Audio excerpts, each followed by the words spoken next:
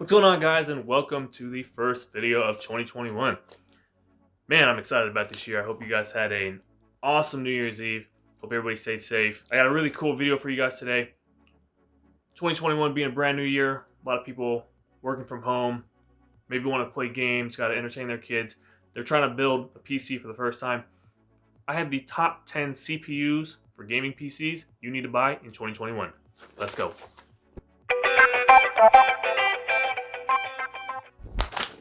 Starting out our list with the number 10 CPU you should buy in 2021. I have the AMD Ryzen 3400G. This is the only CPU on this list that has integrated graphics. It's a really budget-friendly option. You don't need to buy a graphics card. This will run almost any game. Maybe not optimal settings for every game, but basically you can run whatever game you're trying to play and still have a fun time playing it. Comes in at $245.99. Actually, let me interject really quick. That was a lie. Turns out you can get this CPU for $150 on Best Buy. When I originally did this research, the link that I saw was like $250, so that's what I went with. But after looking at AMD's website, $150 is the price of this CPU, which makes it absolutely a great value for the beginner graphics, beginner CPU with integrated graphics. So, all right, back to me, old me, which sounds a little bit pricey, but the fact that you don't have to buy a graphics card actually saves you a bunch of money. It has 4 cores, 8 threads, comes with a 3.7 gigahertz base clock and a 4.2 gigahertz boost clock. And like I said, it's a really good budget beginner CPU. It's a really good budget CPU for those of you building a PC for the first time. Number 9 on our list, we have the AMD Ryzen 5 2600. This is 2 generations ago CPU, which is why it's so far down on the list. But for the price and for the performance that you get, it is still a quality buy. Coming in at only about $180, it has 6 cores, 12 threads, a 3.4 gigahertz base clock, and a 3.9 gigahertz boost clock. It comes with a Wraith stealth cooler, which is nice, so you don't have to buy one. It unfortunately doesn't have PCIe Gen 4, but if you're buying a PC for the first time, that's maybe something you're not really looking into. You can always upgrade in the future if you want to, but having PCIe Gen 4 isn't a must in the beginning.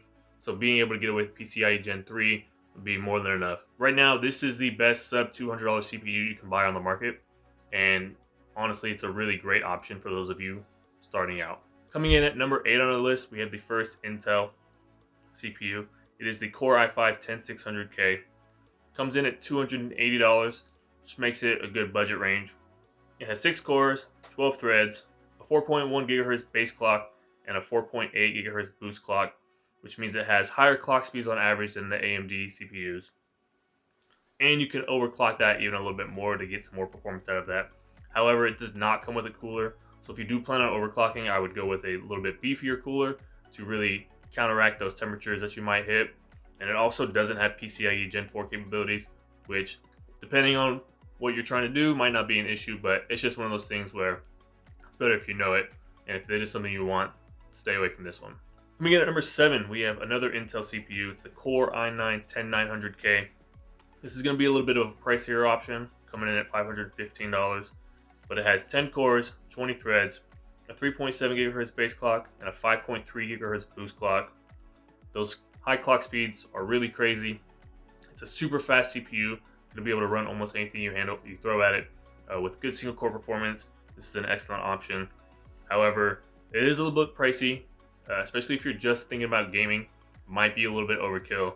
No PCIe Gen 4, but for speed, and if you like Intel, this option is really great. Coming in at number 6 on our list, we have the AMD Ryzen 9 5950X. You talk about overkill, this one comes in at $800.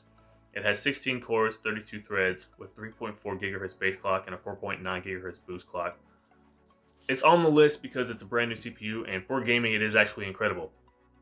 For gaming, it's actually very overkill.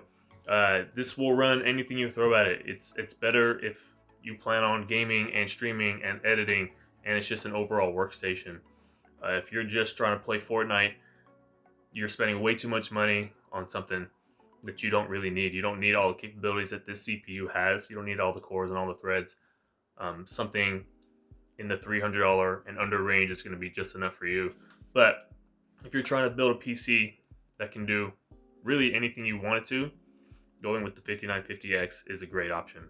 Coming in at number 5, we have the AMD Ryzen 9 5900X, which is just below the 5950X. Still a little bit overkill, coming in at $549. It's got 12 cores, 24 threads, 3.7 base clock, and a 4.8 boost clock. Those speeds are very fantastic.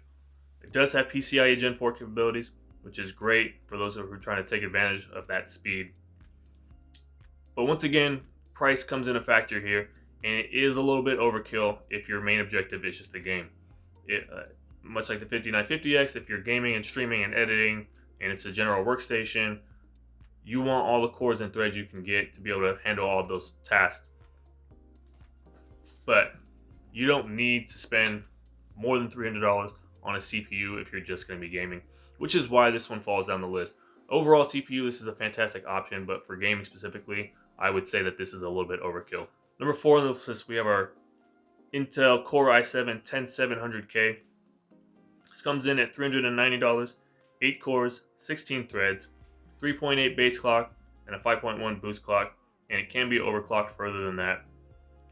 Price-wise, this is a great option. You get a lot of value for a lot of performance. However, unfortunately, with all the Intel CPUs, you don't have the PCIe Gen 4 support. It also doesn't come with a cooler, so you're going to really need to get a beefy cooler to counteract the high temps that you're going to be seeing, especially when you're overclocking. So that's just something to think about. You're going to spend a little bit more money to be able to utilize as much performance out of that CPU as you can. So it might not be worth it in the end to you. Just something to think about. At number 3 on our list, we have the AMD Ryzen 5 3600. Alternatively, you can also get the Ryzen 5 3600X, depending on which one falls into your budget. Starting with the 3600, comes in at $210, 6 cores, 12 threads, 3.6 base clock, 4.2 boost clock, and it does have PCIe Gen 4 capabilities. This one comes with the Wraith Stealth Cooler, which is a good option. It's not the best, but it'll do for just basic gaming. This is last year's generation of CPUs. That doesn't mean that it's outdated or anything. In fact, this is still a great option for those of you first-time builders, or even those of you just trying to get a really good PC, bang for the buck kind of thing. This is a great option. The 3600X alternatively comes in around $300 to $400 depending on where you buy it, if you can find it in stock. Slightly boosted clocks right off the bat, 3.8 base clock and up to a 4.4 boost clock. And it comes with the Wraith Spire Cooler, which is RGB and just a little bit better overall. So that's another great option for you. Coming in at number 2 on our list, we have the AMD Ryzen 7 5800X. This one's going to be hard to find. If you can find it, I would snatch it up. This is a great option for those, even if you're a beginner builder, this is a great option. It does come in at $449, which makes it a little bit pricier than some of the other options. But you get 8 cores, 16 threads, 3.8 base clock with a 4.7 boost clock. Of course, PCIe Gen 4. One issue is that it does not come with a cooler in the box. It's also not very susceptible to being overclocked, so that's something you gotta kind of think about. But it does come somewhat overclocked out of the box, so really you shouldn't be trying to overclock it any more than it already is.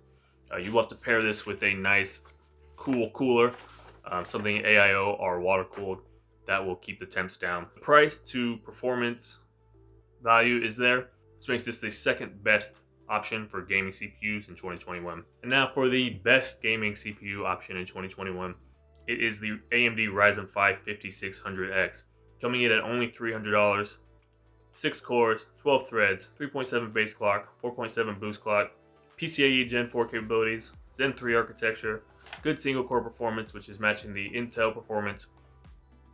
Really not a lot of negatives to say about this. At a sub $300, you're getting a fantastic CPU that's going to be able to tackle anything you throw at it. Pair it with a nice GPU and a good motherboard and a fast SSD and NVMe.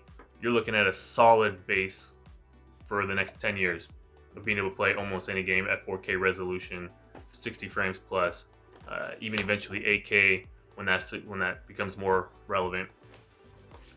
So this is my option as the best CPU you can buy in 2021.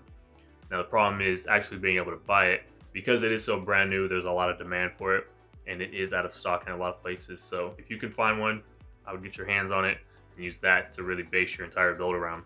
So guys, that'll wrap it up for this top 10 list. Thank you so much for sticking through with this. Let me know in the comments what you think. What are you going to buy going into 2021? Are you going to buy Intel or AMD? Are you going to get this generation or last generation? You know, what's your budget? Let me know. Also, please hit that like, hit that subscribe. It really means a lot to me. I have a lot of goals, a lot of plans for this channel in 2021, and I can do it with your support. And that would just be really awesome if you guys could do that for me. I also plan on making some other videos like this where I go over the top GPUs, motherboards, monitors, peripherals, and things like that. So if that's something you want to see, let me know in the comments. Give me your recommendations. What do you have right now that you love, or what are you looking forward to coming out this year? So that's going to wrap it up for this one, guys. Thank you so much. Appreciate everybody. Y'all have a great day. See you next time.